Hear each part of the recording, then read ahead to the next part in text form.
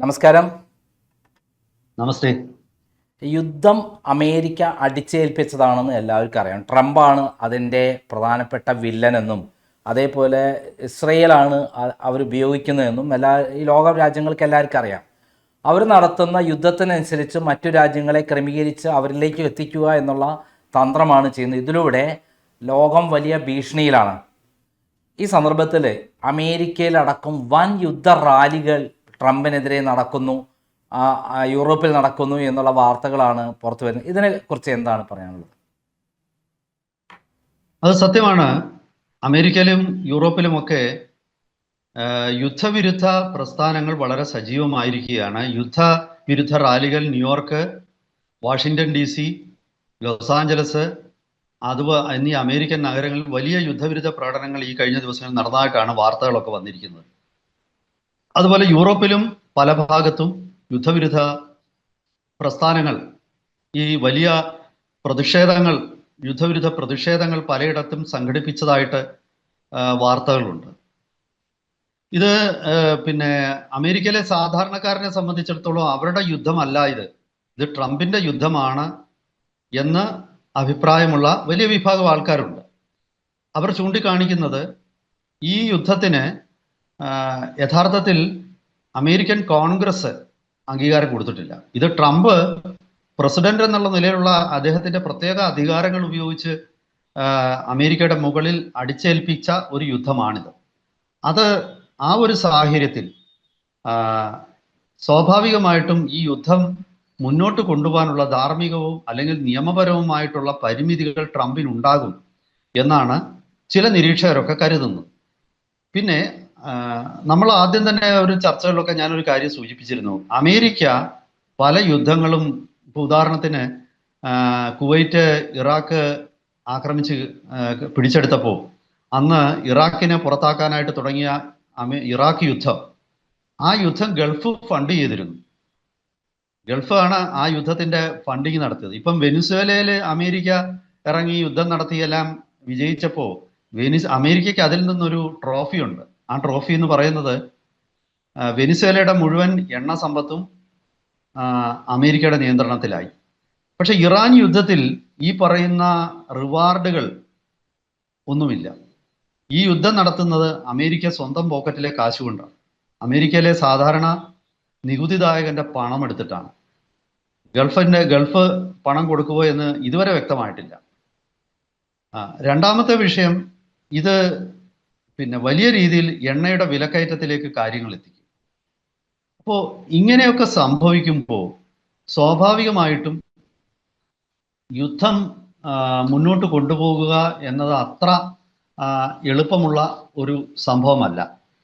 ഇത് കാരണം അമേരിക്കയെ സംബന്ധിച്ചിടത്തോളം അമേരിക്കയ്ക്ക് ഈ യുദ്ധം എത്ര നാളേക്ക് ഈ യുദ്ധം നീട്ടിക്കൊണ്ടു പോകണം, അത് അമേരിക്കയെ സംബന്ധിച്ചിടത്തോളം ഒരു വളരെ പ്രധാനപ്പെട്ട ഒരു വിഷയമാണ്. അവിടെയാണ് അമേരിക്കയുടെ രാജ്യത്തിനുള്ളിൽ നടക്കുന്ന ഈ പ്രക്ഷോഭങ്ങളുടെ പ്രസക്തി. കാരണം ഇത് അമേരിക്കയുടെ സമ്പദ്ഘടനയെ ബാധിക്കുകയും അമേരിക്കയിലെ വിലക്കയറ്റത്തിലേക്ക് വരികയും അമേരിക്കയിലെ യുദ്ധത്തിൽ കൊല്ലപ്പെട്ട അമേരിക്കൻ സൈനികരുടെ ബോഡി ബാഗുകൾ അമേരിക്കയിലേക്ക് എത്തുകയും, അതൊക്കെ ഒരു പരിധി വിട്ടുകഴിഞ്ഞാൽ കുറച്ചൊക്കെ വിലക്കയറ്റമൊക്കെ അവരെല്ലാവരും സഹിക്കും. പക്ഷെ ഒരു നിർണായകമായ നിലയിലേക്ക് എത്തിയാൽ അമേരിക്കൻ ജനത ട്രംപിന്റെ മേൽ വലിയ സമ്മർദ്ദം ചെലുത്തും. അപ്പൊ ഇപ്പോ അവിടെ പ്രക്ഷോഭങ്ങൾ നടത്തുന്നത് മുഖ്യമായിട്ടും അമേരിക്കയിലെ ഇടത് സംഘടനകൾ, അമേരിക്കയിലെ ഇസ്ലാമിക സംഘടനകൾ, അമേരിക്കയിലെ ലിബറൽ ഗ്രൂപ്പുകൾ, ഇങ്ങനെ 2-3 വിഭാഗത്തിൽപ്പെട്ട ആൾക്കാരാണ്. അപ്പോ അവര് ആണ് ഈ ഒരു പ്രക്ഷോഭത്തിൽ ഇപ്പോൾ നിൽക്കുന്നത്. ഇതുവരെ അമേരിക്കയിലെ വെള്ളക്കാരുടേതായിട്ടുള്ള ഒരു സംഘടനയും ഈ യുദ്ധത്തിനെതിരായിട്ട് ഒരു പ്രക്ഷോഭവുമായിട്ട് വന്നിട്ടില്ല. അത് ഇതിന്റെ പ്രക്ഷോഭങ്ങളുടെ ഒരു പരിമിതിയാണ്. അപ്പോൾ അമേരിക്ക ഒരു ബഹുസ്വരതയുള്ള സമൂഹമാണ്. കാരണം അവിടെ വലിയ രീതിയിൽ വിദേശത്തു നിന്ന് വന്ന ആൾക്കാർ താമസിക്കുന്നുണ്ട്. പക്ഷെ തദ്ദേശീയരായ ആൾക്കാർക്കാണ് എല്ലാത്തിലും മേൽക്കൈ. ഇതൊക്കെ നമ്മൾ അമേരിക്കയുടെ ബഹുസ്വരതയെക്കുറിച്ച് പറയുമ്പോഴും അമേരിക്കയുടെ പൂർണ്ണ നിയന്ത്രണം വെള്ളക്കാരുടെ കയ്യിൽ തന്നെയാണ്. കൊക്കേഷ്യൻസ് എന്ന് പറയുന്ന അമേരിക്കക്കാരുടെ കയ്യിൽ തന്നെയാണ്. അല്ലാത്തവരൊക്കെ അവര് ചില സാധനങ്ങളിലൊക്കെ കൊണ്ട് വെക്കും. പക്ഷേ അതൊക്കെ അവിടെ അവർ പറയുന്നത് കേൾക്കാൻ വേണ്ടി മാത്രമാണ്. അതിനപ്പുറത്തോട്ട് അതിൽ കഥയൊന്നുമില്ല. അപ്പൊ ഈ യുദ്ധവിരുദ്ധ പ്രകടനങ്ങൾ അവിടെ നടക്കുമ്പോൾ അതിന് മറ്റൊരു പരിമിതിയും കൂടെ ഉണ്ട്. ഞാൻ ആദ്യം അതിന്റെ ഒരു പൊട്ടൻഷ്യലാണ് പറഞ്ഞത്. ഇനി രണ്ടാമത് അതിന്റെ പരിമിതി പറയുമ്പോൾ ഇറാൻകാർ നല്ല രീതിയിൽ അമേരിക്കയിൽ താമസിക്കുന്നുണ്ട്, ഇറാനിൽ നിന്നുള്ള കുടിയേറ്റക്കാർ. പക്ഷേ ദൗർഭാഗ്യവശാൽ അവര് ഈ വിഷയത്തിൽ രണ്ട് തട്ടിലാണ്. ഇപ്പൊ ഉദാഹരണത്തിന് ഖമനേയിയുടെ മരണം അറിഞ്ഞപ്പോൾ അവിടെ ചില ആഹ്ലാദ പ്രകടനങ്ങൾ നടന്നു പല സ്ഥലത്തും. ഇപ്പൊ ഇറാനിൽ ഒരു വിഭാഗം അവിടുത്തെ പ്രക്ഷോഭകാരികളുടെയും ഇറാനിലെ പ്രക്ഷോഭം നടത്തുന്ന വിദ്യാർത്ഥികളുടെയും സ്ത്രീകളുടെയും ഒക്കെ ഒപ്പം നമ്മൾ ഈ ഓസ്ട്രേലിയൻ ബ്രോഡ്കാസ്റ്റിംഗ് കോർപ്പറേഷനിലും CNN ഒക്കെ ജോലി ചെയ്യുന്ന മാധ്യമ പ്രവർത്തകരെ ഇറാൻ വംശജരായിട്ടുള്ളവർ പരസ്യമായിട്ട് ഈ യുദ്ധത്തിനെ അനുകൂലിച്ച ചർച്ചകൾക്കിടയിൽ അവരെ അനുകൂലിച്ച സംഭവങ്ങൾ ഉണ്ടായിട്ടുണ്ട്. ഈ ഒരു എന്താണ് അവരുടെ ഇടയിലുള്ള ഒരു അനൈക്യമാണ് അത്, അല്ലെങ്കിൽ അവരുടെ അഭിപ്രായ ഐക്യമില്ലായ്മയാണ് യഥാർത്ഥത്തിൽ അമേരിക്കയുടെ കരുത്ത്.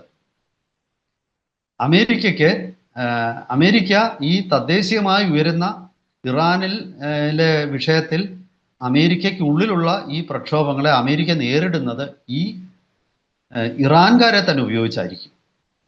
അല്ലെങ്കിൽ മറ്റ് അറബ് വംശജർ അമേരിക്കയിൽ താമസിക്കുന്നുണ്ട്, അവരെ ഉപയോഗിച്ച് ഈ പ്രക്ഷോഭകാരികളെ അമേരിക്ക നേരിടും.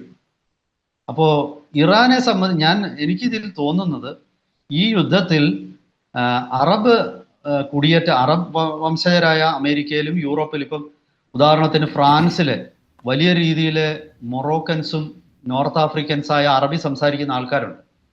ഇവരുടെയൊക്കെ നിലപാടുകൾ ഐക്യമുണ്ടായാൽ, ഇവർ ഒറ്റക്കെട്ടായിട്ട് ഈ യുദ്ധത്തെ എതിർക്കുന്ന അല്ലെങ്കിൽ അതിനോടുള്ള പ്രതിഷേധം വന്നാൽ തീർച്ചയായിട്ടും യൂറോപ്പിലെ പല സർക്കാരുകളും അല്ലെങ്കിൽ അമേരിക്കയും അത് കണക്കിലെടുക്കും. അതുകൊണ്ട് യുദ്ധം നിർത്തുമോ എന്നൊന്നും ഞാൻ പറയുന്നില്ല, പക്ഷെ അത് അവർ ഗൗരവമായിട്ട് പരിഗണിക്കും. പക്ഷെ ഈ അഭിപ്രായ ഐക്യമില്ലാതെ ആയാൽ സ്വാഭാവികമായിട്ടും അവര് അതിന് വലിയ പ്രാധാന്യം കൊടുക്കുകയും ഈ ഒരു പ്രത്യേക അവസ്ഥ അമേരിക്കയിലുണ്ട്. അപ്പോൾ അമേരിക്ക മുഖ്യമായിട്ടും ചെയ്യാൻ പോകുന്നത് ഈ ഇറാൻകാരായിട്ടുള്ള യുദ്ധവിരുദ്ധരെ നേരിടാൻ ഇറാൻകാരായിട്ടുള്ള ഖമനയി വിരുദ്ധരെ ഇറാനിലെ ജനാധിപത്യവാദികൾ ആയിട്ടുള്ള ഒരു വിഭാഗത്തെ സൃഷ്ടിച്ച് അവരെ കൊണ്ട് മറ്റവരെ നേരിടും. നമ്മൾ ഈ യുദ്ധം നോക്കിയാൽ തന്നെ അറിയാം, അമേരിക്ക വർഷങ്ങളായിട്ട് ഇറാനിൽ പ്രക്ഷോഭത്തിന് സഹായം കൊടുത്തുകൊണ്ടിരിക്കുകയാണ്. ഈ പ്രക്ഷോഭകാരികൾക്ക് സഹായം, ഞാൻ അതിലെ ശരി തെറ്റൊന്നുമല്ല പറയുന്നത്, ഞാൻ അതിലെ ആ വസ്തുത പറയുന്നു എന്നുള്ളത്. അപ്പോൾ ഈ പ്രക്ഷോഭകാരികൾക്ക് പല രീതിയിലുള്ള ധനപരമായിട്ടും ആയുധപരമായിട്ടും ഒക്കെ, ഇപ്പൊ കർദുകളെ അമേരിക്ക അവർക്ക് ആയുധം കൊടുത്ത് കർദുകളെ കൊണ്ട് ഇറാൻ റവല്യൂഷണറി ഗാർഡ്സിനെതിരെയുള്ള പോരാട്ടം തുടങ്ങി കഴിഞ്ഞിരിക്കുകയാണ്.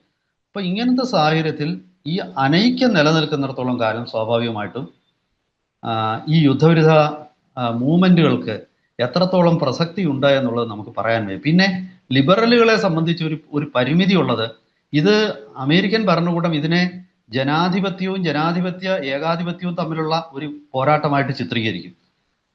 അതായത് അയത്തുള്ളമാരെ ഏകാധിപതികളായിട്ടും പിന്നെ പ്രക്ഷോഭകാരികളെ ജനാധിപത്യവാദികളുമായിട്ട് ചിത്രീകരിക്കുന്ന ഒരു പ്രൊപ്പഗണ്ട നടത്തും. ആ പ്രൊപ്പഗണ്ടയെ നേരിടാൻ ഇന്ന് റാഡിക്കൽ ഇസ്ലാമിസ്റ്റുകൾക്ക് പെട്ടെന്ന് അങ്ങോട്ട് സാധിക്കുന്നില്ല എന്നുള്ളത് അമേരിക്കയ്ക്ക് ഈ പ്രൊപ്പഗണ്ട യുദ്ധത്തിൽ, അതിന് ഇംഗ്ലീഷിൽ പറയും പെർസെപ്ഷൻ വാർ എന്ന് പറയും. യുദ്ധങ്ങൾ പലതരത്തിലാണ്. യുദ്ധം താഴെ ഗ്രൗണ്ടിൽ ഇറങ്ങി പോരാടുന്നുണ്ട്, മാധ്യമങ്ങൾ വഴി പോരാടുന്നുണ്ട്, സമൂഹ മാധ്യമങ്ങൾ വഴി പോരാടും, അഭിപ്രായ രൂപീകരണം വഴി ആ യുദ്ധം നടത്തും. ഈ അഭിപ്രായ രൂപീകരണം പോളിസികളെ സ്വാധീനിച്ചിട്ട് സർക്കാരുകളെ യുദ്ധത്തിൽ നിന്നും മുന്നോട്ടോ പിന്നോട്ടോ കൊണ്ടുപോകാം. ആ ഒരു പിന്നെ തന്ത്രമാണ് ഇപ്പോൾ അമേരിക്കയിൽ ഇരുഭാഗവും പയറ്റുന്നത്. ഖമനയെയും അതുപോലെ ഇറാന്റെ പിന്നെ ദേശീയവാദികളായിട്ടുള്ള ആൾക്കാർ, ദേശീയവാദികളെന്ന് ഞാൻ പറയുന്നത് ശരിയല്ല, ഇറാനിലെ ഒരു വിഭാഗം ആൾക്കാര്, ഇറാനിലെ ഭരണകൂടത്തെ സപ്പോർട്ട് ചെയ്യുന്നവർ ഈ യുദ്ധത്തിനെ എതിർത്തുകൊണ്ട് അവിടെ തെരുവുകളിൽ വലിയ പ്രക്ഷോഭങ്ങൾ നടത്തുന്നു. നാളെ വരും ദിനങ്ങളിൽ എത്രത്തോളം അവർക്കത് മുന്നോട്ട് കൊണ്ടുപോകാൻ പറ്റും എന്നുള്ളതിനെ ആശ്രയിച്ചിരിക്കും അമേരിക്കൻ സർക്കാരിനെ നമുക്ക് യുദ്ധത്തിൽ നിന്നും പിന്നോട്ട് വലിക്കാനുള്ള ഒരു സാഹചര്യം. പക്ഷെ നാളെ യുദ്ധവിരുദ്ധ പ്രക്ഷോഭത്തിന് ആള് പുറത്തേക്ക് ഇറങ്ങാതിരിക്കുന്ന ഒരു സാഹചര്യം വന്നാലോ? എന്ത് തോന്നുന്നു അങ്ങേക്ക്? അതാണ് എൻ്റെ ഇതിനകത്തിലെ ഒരു വിഷയം. അല്ല, അത് ബാധിക്കുമല്ലോ സ്വാഭാവികമായിട്ടും. പിന്നെ ഈ യുദ്ധവിരുദ്ധത്തിന് ഒരു തന്ത്രം, ആളിറങ്ങുന്നില്ല, അത് പരാജയപ്പെടുമല്ലോ. അതെ. പിന്നെ ഇവിടെ അമേരിക്കയുടെ എപ്പോഴും ഉള്ള ഒരു തന്ത്രം, അമേരിക്ക സുഹൃത്തുക്കളെ മാത്രമല്ല ശത്രുക്കളെയും അമേരിക്ക തന്നെ സൃഷ്ടിക്കുന്നത്. ഇപ്പോൾ ഞാൻ അതിന്റെ ഒരു തന്ത്രം പറയാം. അതായത് എൻ്റെ നേരെ വലിയ കരുത്തനായ ഒരു ശത്രു വരും. ആ ശത്രുവിനെ കൊണ്ട് എനിക്ക് പല പല മേഖലകളിൽ എനിക്ക് ബുദ്ധിമുട്ടുണ്ടെന്നിരിക്കട്ടെ. അയാള് വിശ്വാസ്യതയുള്ള ആളാണ്, അയാള് തന്ത്രശാലിയാണ്, അയാൾക്ക് ധനശേഷിയുണ്ട്, അയാൾക്ക് ആയുധശേഷിയുണ്ട്. അപ്പോൾ ഞാൻ അയാളുമായിട്ടുള്ള പോരാട്ടം തുടങ്ങിക്കഴിഞ്ഞാൽ എനിക്ക് ബുദ്ധിമുട്ടുകൾ ഉണ്ടാകും. അപ്പോൾ ഞാൻ ചെയ്യാൻ പോകുന്നത്, ഞാൻ ഇയാളെ പോലെ അത്ര ശേഷിയില്ലാത്ത ഒന്ന് രണ്ട് ചെറിയ ശത്രുക്കളെ ഞാൻ തന്നെ സൃഷ്ടിച്ചിട്ട് ഇയാളെക്കാൾ ശക്തമായിട്ട് എനിക്കെതിരെ ഇയാൾ എന്നെ എടാന്ന് വിളിക്കുകയാണെങ്കിൽ മറ്റവർ എന്നെ തെറി വിളിക്കുന്നു. അങ്ങനെയുള്ള ഒരു വലിയ പോരാട്ടം അവർ തുടങ്ങും. കുറച്ച് കഴിയുമ്പോൾ എനിക്കെതിരായുള്ള പോരാട്ടത്തിന്റെ നിയന്ത്രണം ഈ ചെറിയ ശത്രുക്കളിലേക്ക് പോകും. കാരണം അവരാണ് കൂടുതൽ വോക്കൽ, അവരാണ് കൂടുതൽ ഉച്ചത്തിൽ തെറി വിളിക്കുന്നത്. അങ്ങനെ വന്നു കഴിയുമ്പോൾ ഈ പോരാട്ടത്തെ ഞാൻ തന്നെ നിയന്ത്രിക്കാൻ തുടങ്ങും. ഈ ചെറിയ ശത്രുക്കൾ ഏതെങ്കിലും ഒരു ഘട്ടത്തിൽ വെച്ച് എനിക്കെതിരായുള്ള പോരാട്ടത്തിൽ നിന്ന് പുറകോട്ട് പോകും. അല്ലെങ്കിൽ ഈ ചെറിയ ശത്രുക്കളെ എൻ്റെ വലിയ ശത്രു സമീപിക്കുകയും എൻ്റെ വലിയ ശത്രുവിൻ്റെ തന്ത്രങ്ങൾ ചെറിയ ശത്രുക്കൾ മനസ്സിലാക്കുകയും അത് എനിക്ക് രഹസ്യമായിട്ട് തരികയും ചെയ്യും. ഇപ്പം ഈ യുദ്ധം നോക്കിയേ, ഇന്റലിജൻസും യുദ്ധത്തിന് ഇപ്പം എങ്ങനെയാണ് ഇറാനിലെ ഖമനേയിയുടെ താവളം അമേരിക്ക കണ്ടുപിടിച്ചത്? ആ താവളം കണ്ടുപിടിച്ചില്ലായിരുന്നെങ്കിൽ കൊല്ലാൻ പറ്റൂ. ഗ്രൗണ്ട് യുദ്ധത്തിലൂടെ ടെഹ്റാൻ കീഴടക്കിയിട്ടല്ലല്ലോ. അപ്പം ഇന്റലിജൻസ് നെറ്റ്വർക്ക്, ആ ഇന്റലിജൻസ് നെറ്റ്വർക്കിലൂടെയാണ് അമേരിക്കയും ഇസ്രായേലും ഹെസ്ബള്ളക്കെതിരായിട്ടാണേലും ഹമാസിനെതിരായിട്ടാണെങ്കിലും ഇറാനെതിരായിട്ടാണേലും അവർ പോരടിക്കുന്നത്. ആയുധങ്ങൾ കൊണ്ട് മാത്രമല്ല, അവരുടെ രഹസ്യ പോലീസിൻ്റെയും ആ നെറ്റ്വർക്കിൻ്റെയും സഹായത്തോടുകൂടി പലയിടത്തും നുഴഞ്ഞു കയറി പല യുദ്ധം ആയുധങ്ങൾ കൊണ്ട് മാത്രമല്ല മനസ്സുകൊണ്ടും യുദ്ധം തുടങ്ങി, തന്ത്രങ്ങൾ കൊണ്ട് യുദ്ധം തുടങ്ങി, എതിരാളികളെ കീഴടക്കി. ഇത് രാഷ്ട്രീയത്തിലുമൊക്കെ ഇന്ന് ഇത് തന്നെയാണ് നടക്കുന്നത്. രാഷ്ട്രീയത്തിലും ഇത് തന്നെയാണ്. കാരണം എനിക്കെതിരെയുള്ള ശത്രുവിനെ ഞാൻ തന്നെ തയ്യാറാക്കി നിർത്തണം.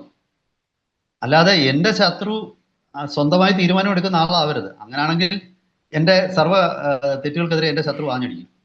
അപ്പൊ ചുരുക്കി പറഞ്ഞാൽ അമേരിക്കയിൽ നടക്കുന്ന ഈ പ്രക്ഷോഭങ്ങൾ, അവയുടെ പരിമിതി അവയ്ക്കുണ്ട്.